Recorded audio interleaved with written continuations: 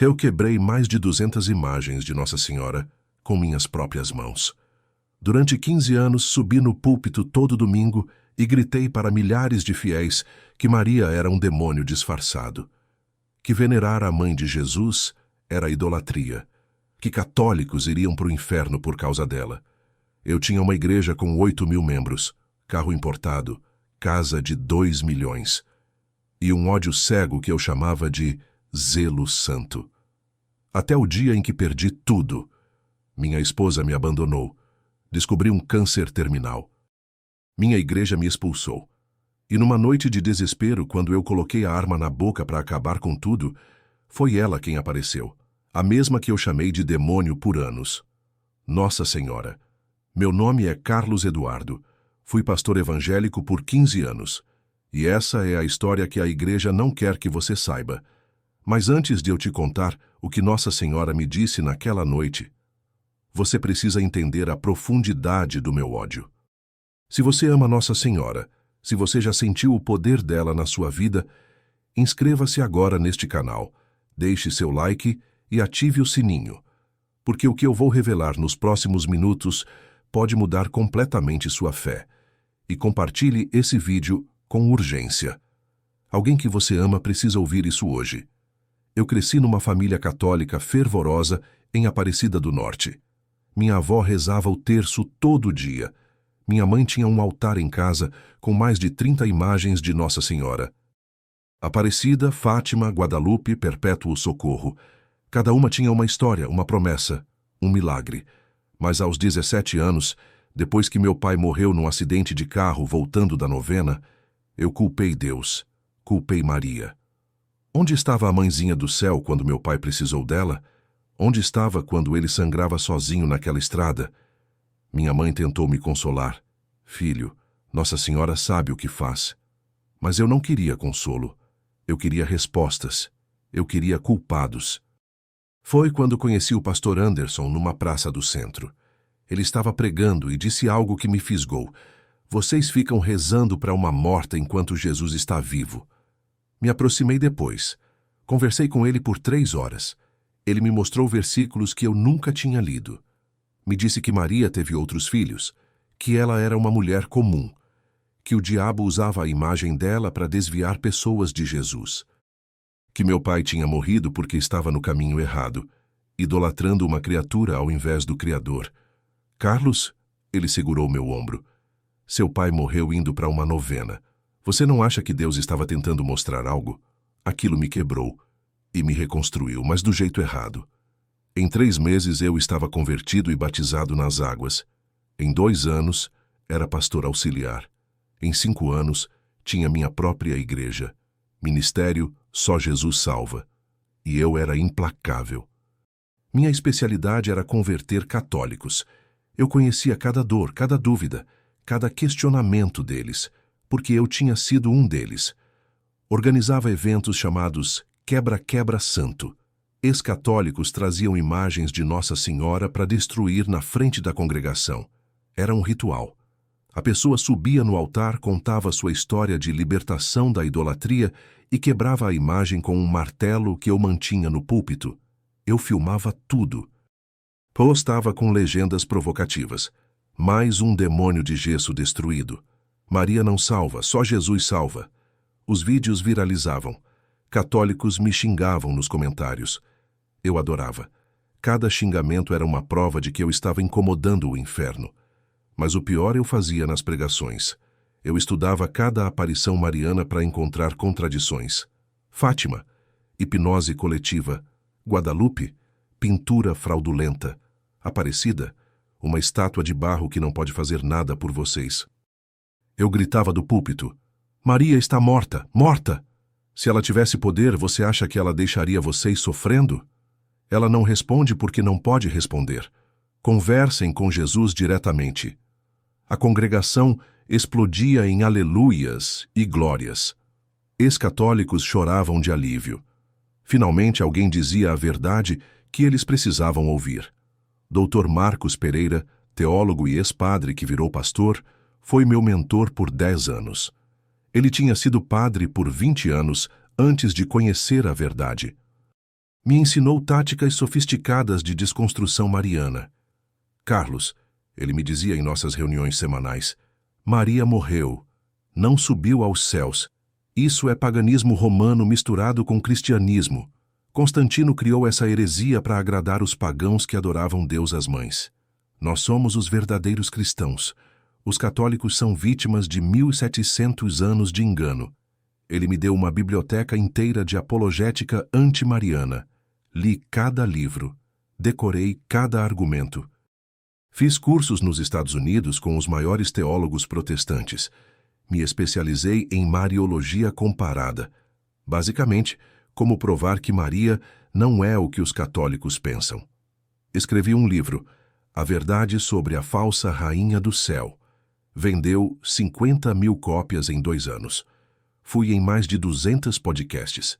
Dei palestras em seminários teológicos. Me tornei a referência nacional em combate à idolatria mariana. Minha igreja crescia 30% ao ano, principalmente com ex-católicos. Chegamos a 8.000 membros ativos, 3 cultos aos domingos, transmissão ao vivo para mais 20.000 pessoas. Eu tinha uma fórmula infalível. Atacar Maria era o gatilho perfeito para converter católicos machucados, porque todo católico tem uma história de promessa não cumprida, de novena que não funcionou, de pedido que Nossa Senhora não atendeu. Sabe por que ela não atendeu? Eu perguntava olhando nos olhos deles. Porque ela não pode atender. Só Jesus pode. Mas tem algo que nenhum pastor te conta, algo que a gente esconde até de nós mesmos. No fundo mesmo, a gente tem medo de estar errado. Às vezes, tarde da noite, quando eu estava sozinho no escritório preparando sermões, eu olhava para a janela e pensava, e se ela for real? E se Nossa Senhora existir mesmo? E se eu estiver combatendo a Mãe de Deus? Esse medo me dava calafrios. Então eu compensava sendo ainda mais agressivo no domingo seguinte. Quanto maior o medo, maior o ataque. É assim que funciona. Eu me tornei uma máquina de destruir a fé mariana. Criei um ministério específico para isso, Operação Resgate. Íamos em procissões católicas distribuir panfletos. Ficávamos na porta de santuários marianos, evangelizando os peregrinos. Uma vez em Aparecida, no dia 12 de outubro, levei 50 obreiros. Ficamos na entrada do santuário com megafones. Vocês estão adorando uma estátua. Isso é abominação ao Senhor. A polícia teve que intervir. Fomos expulsos, mas eu considerei uma vitória. Fomos perseguidos por pregar a verdade. 2017 foi meu auge. Fui convidado para um debate ao vivo na TV com um padre famoso, Padre Antônio. O tema: Maria é mediadora? Eu destruí o padre. Teologicamente falando, claro. Citei grego, hebraico, aramaico. Mostrei contradições. O padre gaguejava, suava. A plateia evangélica vibrava. Os católicos saíram cabisbaixos. Naquela noite, 300 católicos visitaram minha igreja, querendo se converter. Foi minha maior vitória. Mas o padre Antônio disse algo no final que ficou gravado na minha mente. Pastor Carlos, um dia o senhor vai precisar de uma mãe, e nesse dia ela estará esperando. Eu ri. Padre, eu tenho Jesus. Não preciso de mais ninguém. Como eu estava enganado. 2019 foi o ano que meu império começou a ruir. Janeiro. Minha esposa descobriu mensagens no meu celular. Eu tinha um caso com a líder do louvor, Priscila. 25 anos, casada, mãe de 2 filhos pequenos. O escândalo foi nuclear. Minha esposa, Sandra, expôs tudo no grupo de WhatsApp das esposas de pastores. Em 24 horas todo mundo sabia. Tentei controlar os danos. Subi no púlpito domingo. Irmãos, o diabo atacou minha família, mas estamos em restauração. Metade da igreja saiu naquele dia. 4.000 pessoas. Levaram os dízimos. O caixa da igreja despencou 70%. Março. Começaram as dores abdominais. Achei que era estresse. Tomava Rivotril e Lexotan como se fosse M&M, mas as dores pioravam. Maio. Desmaiei no púlpito. Acordei no hospital. Depois de uma semana de exames, o diagnóstico: adenocarcinoma de pâncreas estágio 4. metástase no fígado e pulmões. Senhor Carlos, o oncologista foi direto. Com tratamento agressivo, talvez consigamos 6 meses. Sugiro que organize suas questões pendentes. Minha primeira reação foi raiva. Deus, eu destruí a idolatria mariana para você. Eu defendi teu nome. E você me paga com câncer? A igreja que sobrou, uns 2.000 membros, se reuniu. O tesoureiro foi claro. Pastor, não temos condições de manter seu salário com as despesas médicas. A igreja precisa sobreviver. Tradução: você está demitido. Depois de 15 anos, construí aquele império do zero, e eles me descartaram como lixo. Minha esposa já tinha ido embora com nossos 3 filhos. A Priscila desapareceu. Voltou para o marido pedindo perdão. Fiquei sozinho num apartamento alugado no centro. 2 cômodos, cheiro de mofo, conta bancária zerada. Tinham bloqueado todos os cartões da igreja. Os tratamentos de quimioterapia acabaram com o pouco dinheiro que eu tinha guardado. Vendi o carro. Vendi o Rolex que eu usava para honrar o reino. Vendi até minha biblioteca teológica. Em setembro, depois da 5ª sessão de químio, eu desisti. Não tinha mais forças. Não tinha mais fé. Não tinha mais nada. Foi numa quinta-feira, 3 da manhã, 26 de setembro de 2019. Eu lembro da data exata porque foi o dia que eu morri e nasci ao mesmo tempo. Eu tinha bebido meio litro de uísque barato. A dor era insuportável, mesmo com morfina. Mas não era só dor física. Era uma dor existencial. Um vazio que me consumia. Peguei o revólver Taurus 38 que guardava desde os tempos de glória. Proteção divina, eu chamava. 5 balas, só precisava de uma. Escrevi um bilhete.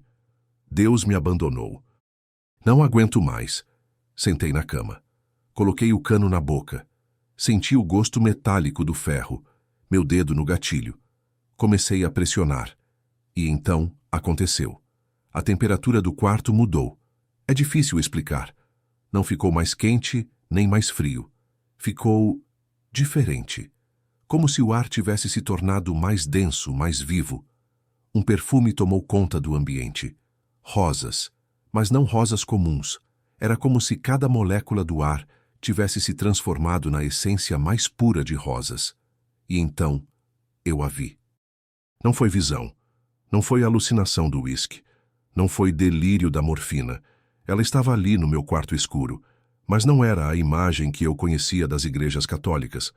Não era estátua, não era pintura. Era... Como explicar para quem nunca viu? Era luz, mas uma luz que tinha forma. Era presença, mas uma presença que você sentia com cada célula do corpo. Ela era jovem, talvez 17, 18 anos, mas os olhos carregavam a sabedoria de eternidades e lágrimas. Lágrimas que brilhavam como diamantes líquidos descendo por sua face. Nossa Senhora chorava. Por mim. Carlos, a voz não vinha de fora, vinha de dentro, de todo lugar ao mesmo tempo. Era suave como brisa, mas poderosa como trovão. Meu filho Carlos, quanto sofrimento desnecessário. O revólver caiu da minha mão. Meu corpo inteiro tremia, caí de joelhos no chão frio. Você é real? Mas eu disse que você era demônio. Ela se aproximou. E quando digo se aproximou, não foi caminhando. Foi como se o espaço entre nós simplesmente deixasse de existir. Ela estendeu a mão e tocou minha cabeça. No momento que ela me tocou, eu vi tudo. Tudo. Vi cada vez que ela intercedeu por mim, sem eu saber. Vi ela ao lado do carro do meu pai naquele acidente, recebendo a alma dele, consolando ele nos últimos segundos. Vi ela me protegendo de um assalto que teria me matado aos 23 anos. Os assaltantes simplesmente mudaram de ideia e foram embora. Vi ela chorando cada vez que eu quebrava uma imagem sua. Sempre fui real, Carlos. Mesmo quando você me negava, eu intercedia por você. Toda mãe faz isso pelos filhos rebeldes. Mas eu destruí suas imagens. Eu fiz milhares abandonarem você. Eu chamei você de prostituta da Babilônia. Ela sorriu. E quando Nossa Senhora sorri, É como se o universo inteiro fizesse sentido. Como se cada átomo encontrasse seu lugar perfeito. Você não pode destruir o amor de uma mãe, filho. Cada imagem que você quebrou, eu estava lá, amando você. Cada pessoa que você afastou de mim, eu continuei cuidando delas em segredo. O amor não conhece abandono. Eu não mereço seu perdão. Eu sou um monstro. Carlos, você quer saber quantos monstros eu já transformei em santos? Paulo perseguiu cristãos até a morte. Agostinho foi um devasso. Inácio de Loyola era um soldado vaidoso. Todos eles descobriram o mesmo que você está descobrindo agora. O amor vence o ódio. Sempre. Ela me mostrou algo que nenhum pastor quer admitir. Nossa Senhora apareceu para mais protestantes do que imaginamos, só que eles escondem, negam, reinterpretam. Lembra do pastor Jonas, seu amigo de Houston? Jonas era um dos maiores pregadores antimarianos do Brasil. Tinha uma igreja com 20.000 membros. Ele me viu quando a filha de 4 anos estava morrendo de leucemia. Os médicos tinham desistido. Ele chorou no banheiro do hospital e gritou: "Qualquer um que puder me ajudar." Eu apareci. Ele pediu minha intercessão. Prometeu que se a menina vivesse, ele nunca mais atacaria meu nome. A menina foi curada em 72 horas. Milagre inexplicável, disseram os médicos. Mas ele continua pregando contra você. Não, Carlos, preste atenção. Ele nunca mais me atacou diretamente. Ele fala contra idolatria, contra imagens, mas nunca mais pronunciou meu nome em vão. E todo dia, 12, ele jejua em segredo. É o acordo silencioso dele comigo. E a missionária Sandra de Manaus. Sandra era considerada a maior evangelizadora da Amazônia. Converteu tribos inteiras ao protestantismo. Ela reza o terço toda noite, escondida. Tem um terço bento que ganhou da avó católica antes de morrer. Guarda dentro de uma Bíblia falsa com as páginas cortadas. Quando teve malária e quase morreu, foi meu nome que ela chamou. Mãezinha do céu, me ajuda. Eu ajudei. Isso é impossível. Carlos, você acha mesmo que o ódio a mim é natural? É programado. É ensinado. É forçado.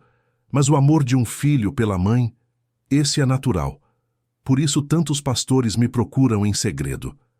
Ela então me revelou algo ainda mais chocante. Existe uma rede secreta, Carlos. Pastores, bispos evangélicos, missionários, centenas deles.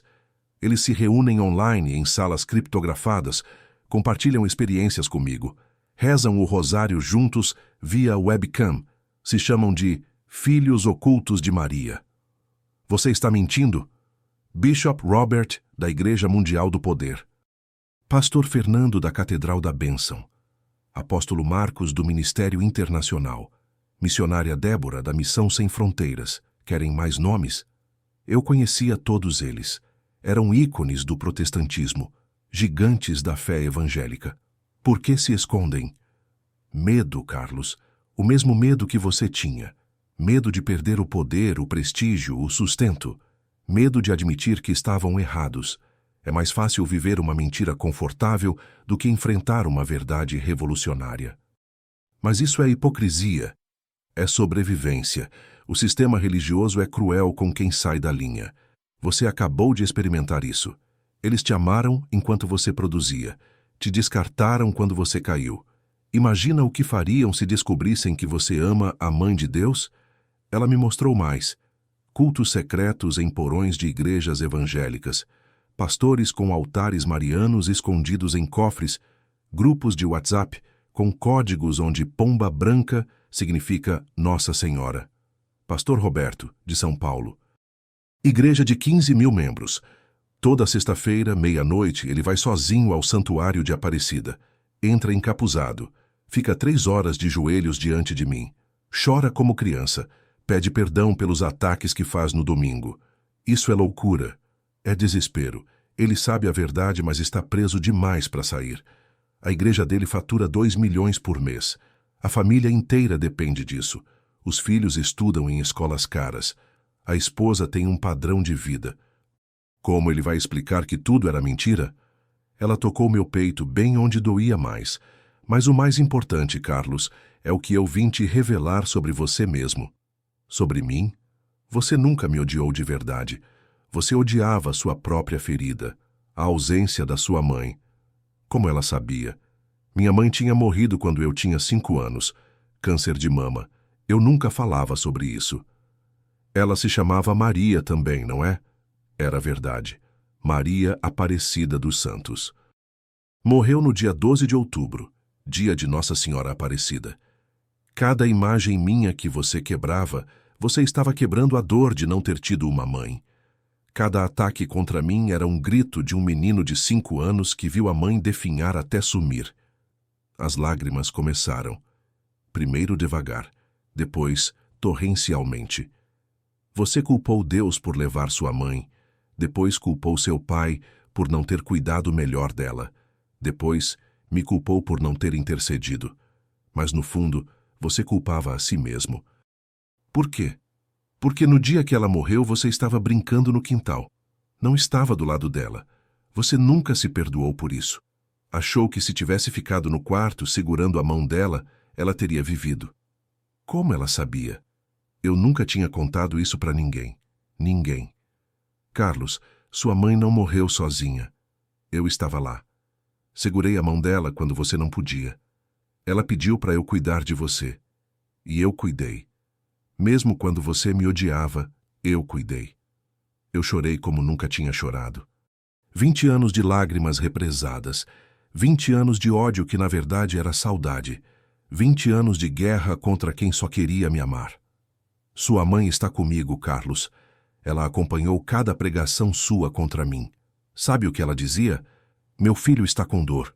Um dia ele vai entender. Ela nunca perdeu a fé em você. Eu quero vê-la.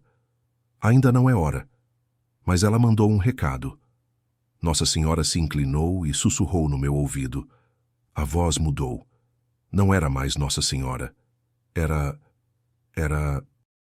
Carlinho, meu príncipe guerreiro. Mamãe te ama, sempre amou. Para de brigar com a mãezinha do céu. Ela é minha melhor amiga aqui. Cuida de você do jeito que eu cuidaria. Era a voz da minha mãe. O mesmo timbre. O mesmo jeito de falar. O mesmo apelido que só ela usava. Eu desabei. Chorei até não ter mais lágrimas. Chorei anos de mágoa, de revolta, de saudade. Nossa Senhora me abraçou. E no abraço dela, eu senti o abraço da minha mãe. De todas as mães. De todo o amor materno que existe no universo. Eu não mereço esse amor.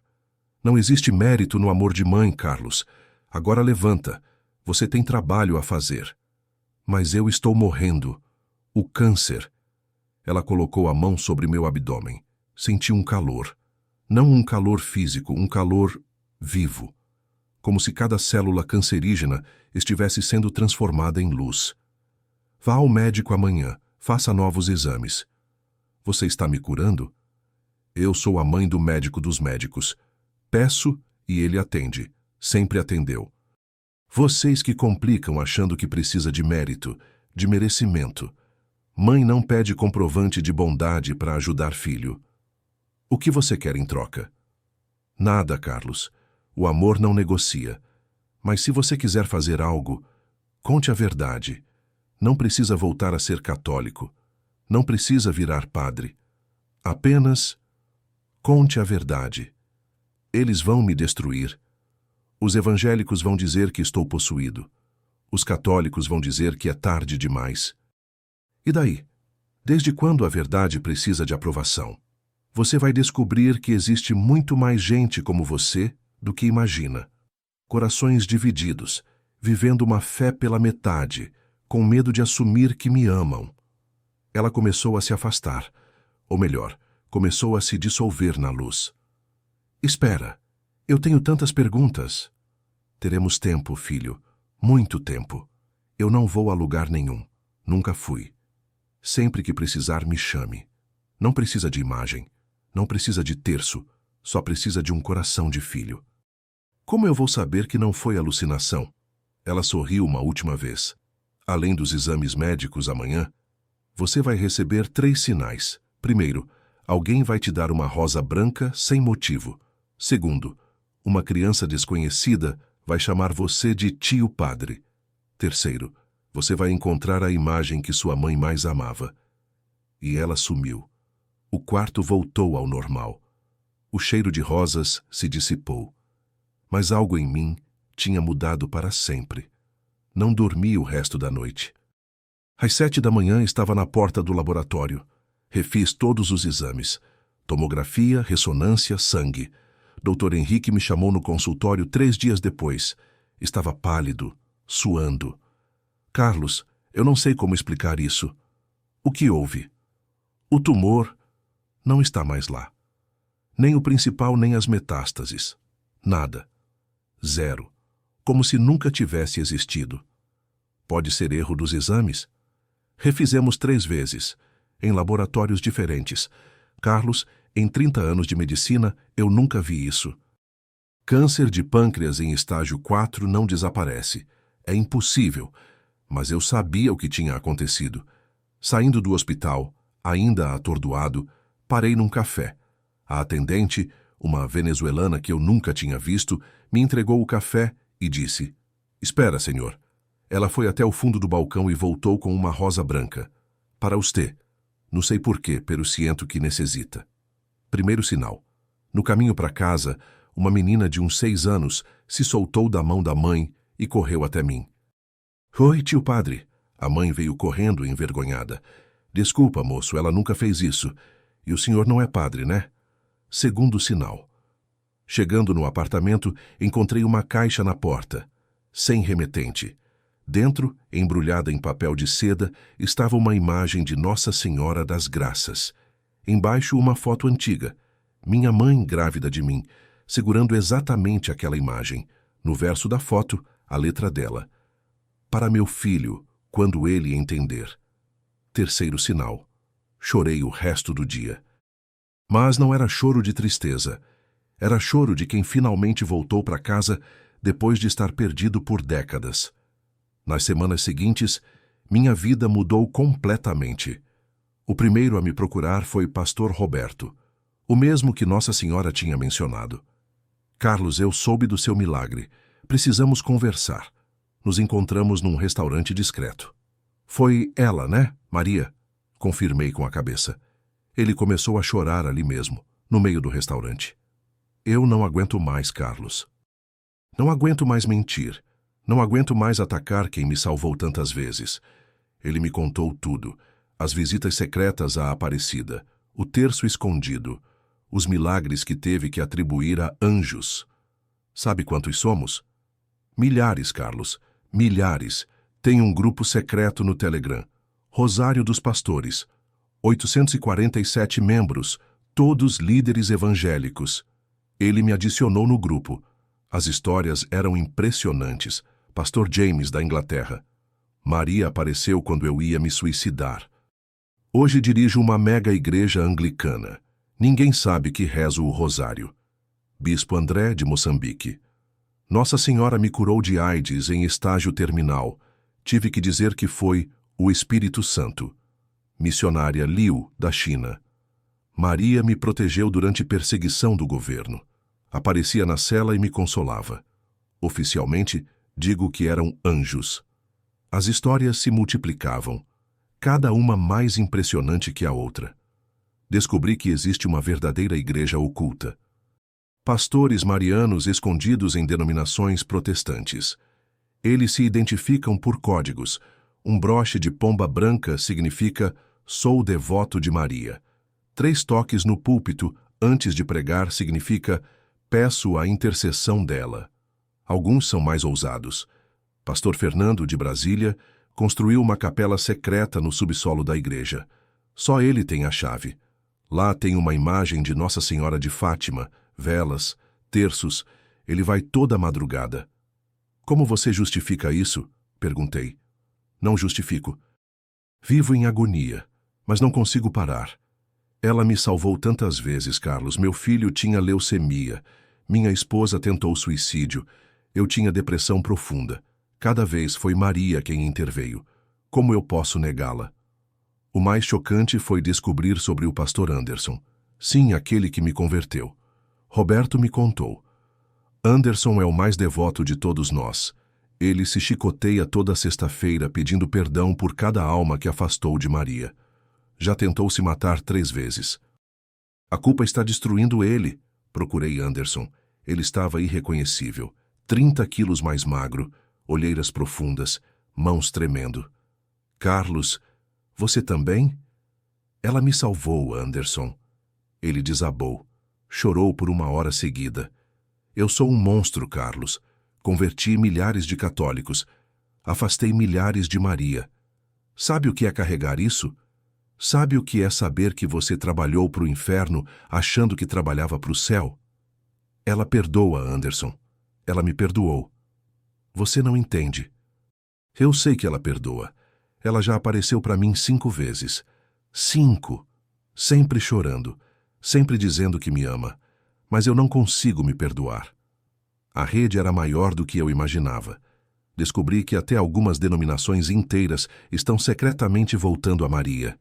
Existe uma igreja pentecostal no interior de Minas com 5.000 membros que, 1 vez por mês, faz uma vigília do manto.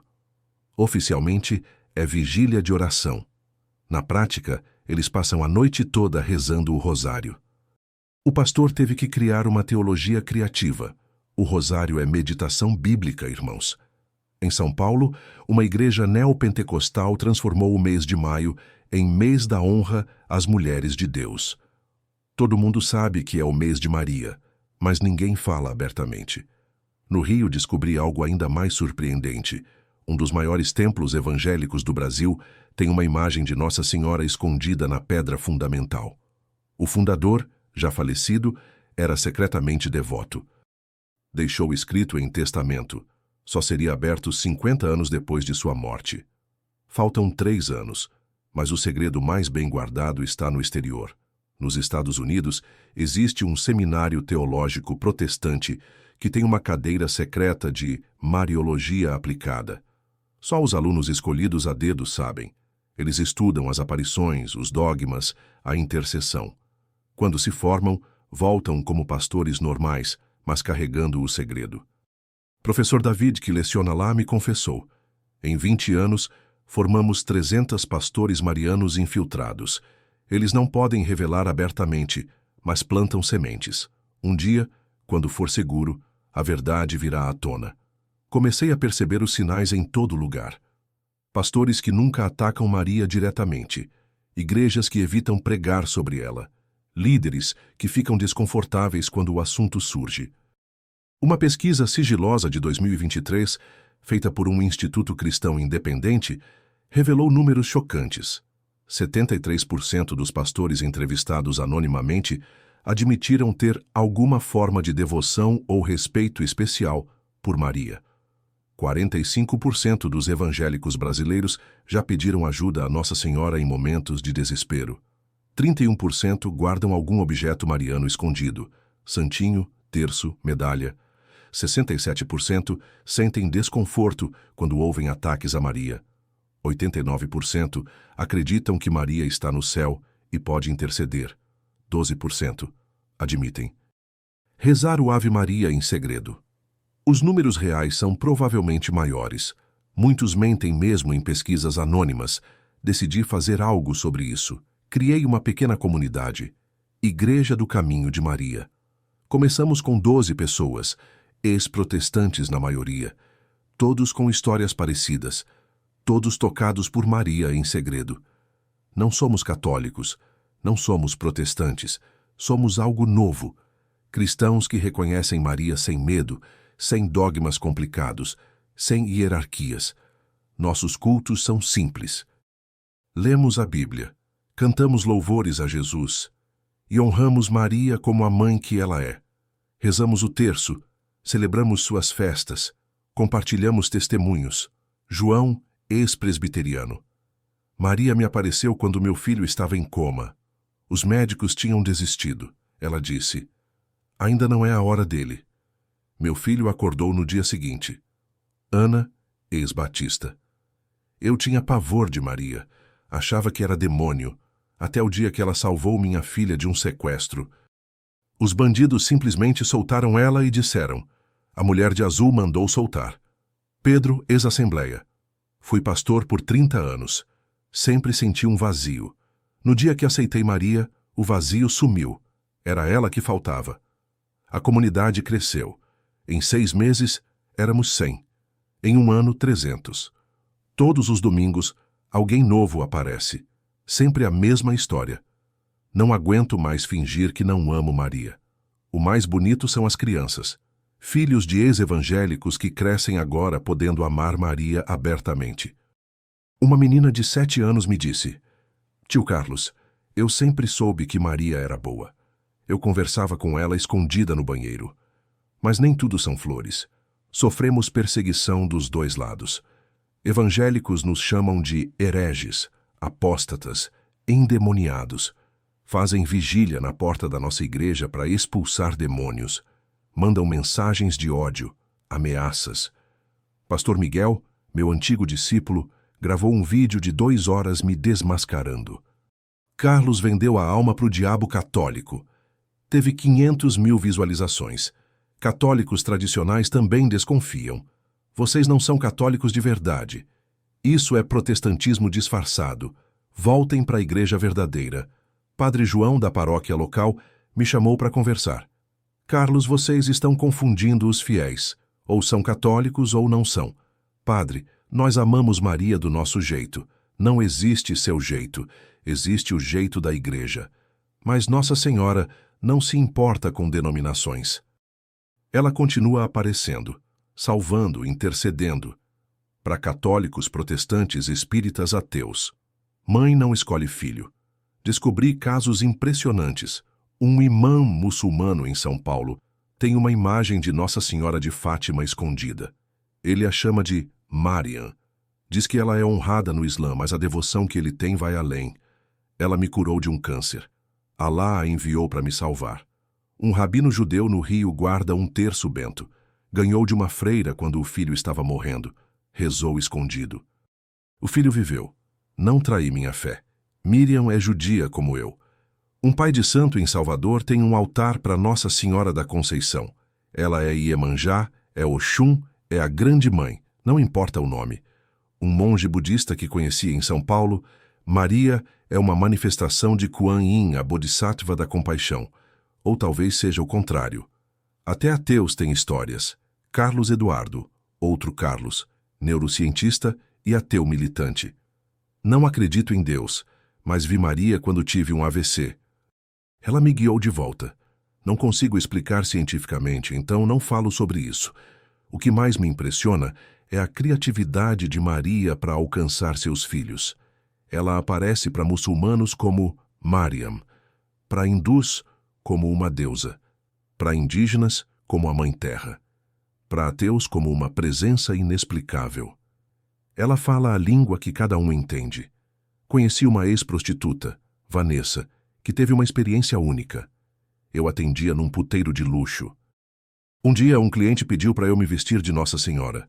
Achei blasfêmia, mas ele pagou R$ 5.000. Quando coloquei o manto azul, algo aconteceu. Senti uma presença. Comecei a chorar. O cliente também. Nós 2 caímos de joelhos. Maria estava ali. Larguei a prostituição naquele dia. Histórias assim se multiplicam. Maria está em todo lugar. Nas igrejas, nos terreiros, nas mesquitas, nos bordéis, nas cadeias. Onde tem dor, tem Maria. Mas o sistema religioso não quer que você saiba disso. Por quê? Dinheiro e poder. Se os evangélicos descobrirem que seus pastores amam Maria, o sistema desmorona. Se os católicos descobrirem que Maria aparece para todo mundo, perdem a exclusividade. Se as pessoas descobrirem que não precisam de intermediários para falar com a mãe, as instituições perdem o controle. Por isso o segredo é mantido. Por isso pastores marianos se escondem. Por isso testemunhos são abafados. Mas a verdade está vazando. A internet está cheia de relatos. Grupos secretos se multiplicam. Pessoas estão perdendo o medo. Semana passada aconteceu algo histórico. Pastor Anderson, meu antigo mentor, fez uma live. 50.000 pessoas assistindo. No meio da pregação, ele parou. Eu não aguento mais mentir. Silêncio. Maria é real. Maria é santa. Maria me salvou. Eu peço perdão por cada palavra contra ela. O chat explodiu. A transmissão caiu. Quando voltou, Anderson estava chorando. Eu sei que vou perder tudo. Igreja, dinheiro, respeito. Mas não me importo mais. Não vou para o inferno por amar a mãe de Jesus. Em 24 horas o vídeo teve 5 milhões de visualizações. Pastor Anderson e Maria virou trending topic.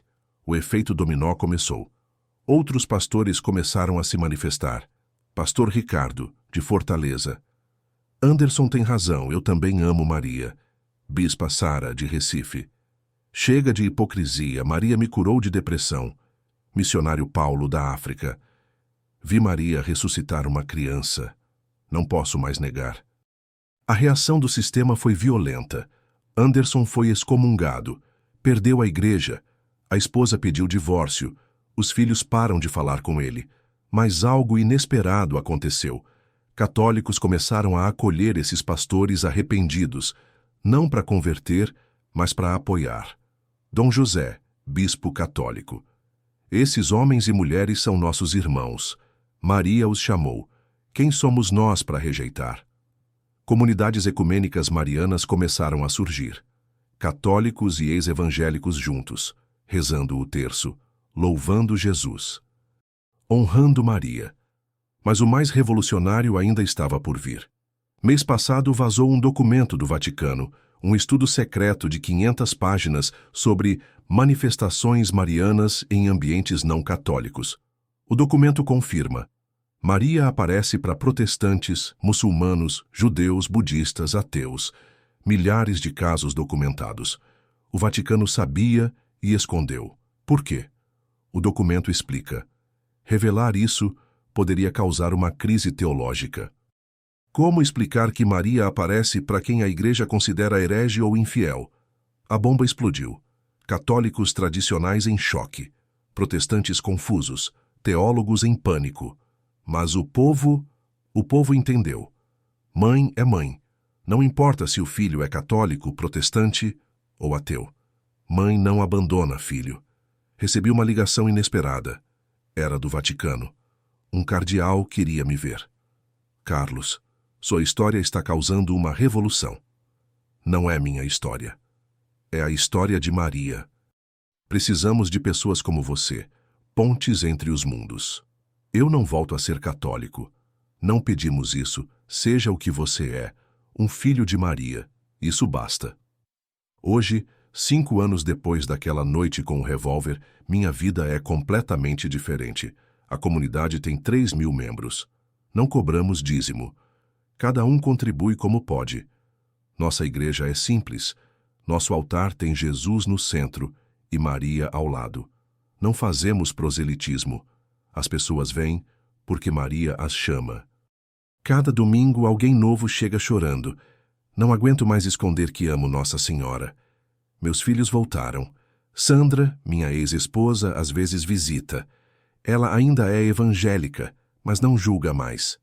Carlos, você está em paz. Isso é o que importa. O câncer nunca voltou. Os médicos fazem exames a cada 6 meses. Remissão inexplicável, eles dizem. Eu sei a verdade. Continuo recebendo ameaças. Traidor. Herege. Vendido. Não me importo.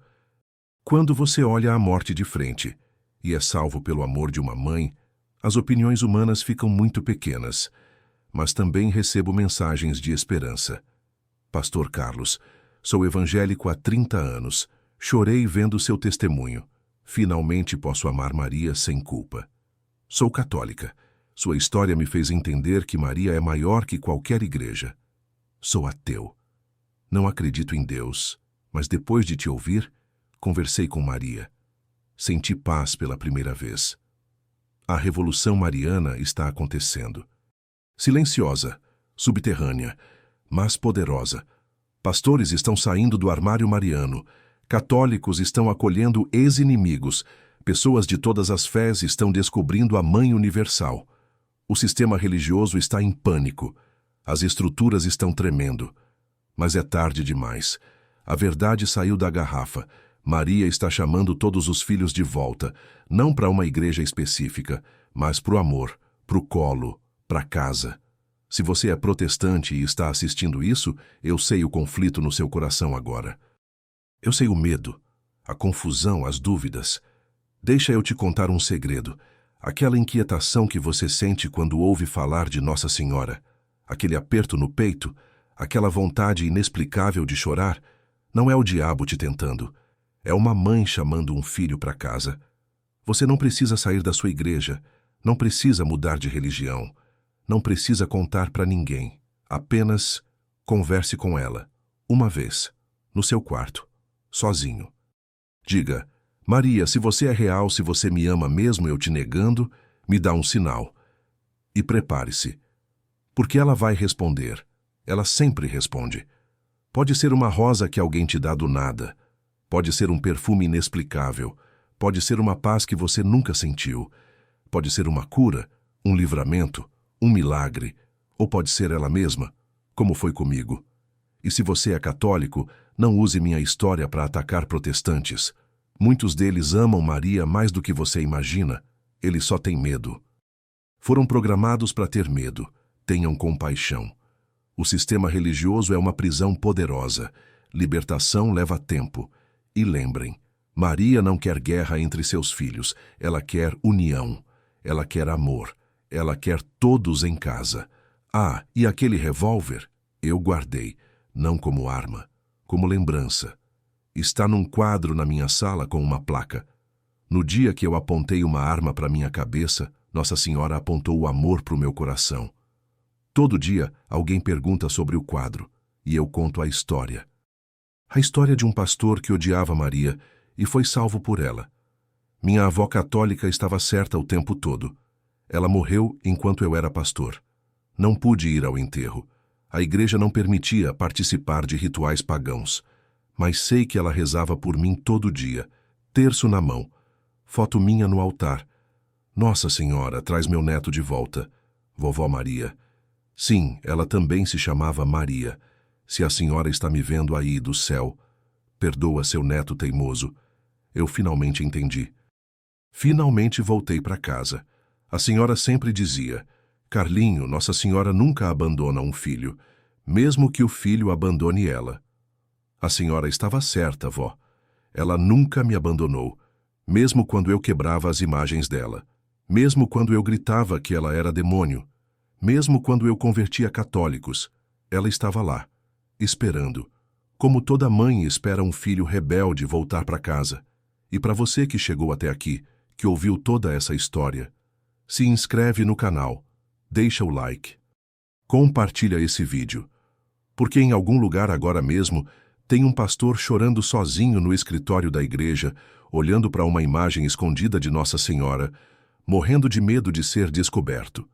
Tem uma evangélica no banheiro, rezando uma Ave Maria baixinho para ninguém ouvir.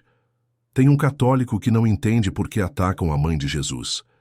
Tem um ateu sentindo uma presença que não consegue explicar. Eles precisam saber que não estão sozinhos, que existe vida depois do ódio. Que Maria não desiste de nenhum filho, nem dos que passaram a vida inteira chamando ela de demônio, porque no final mesmo, só o amor permanece. E o amor de mãe, esse é eterno. Nossa Senhora de todos os nomes, de todas as faces, de todos os filhos, rogai por nós, agora e na hora da nossa morte. Amém.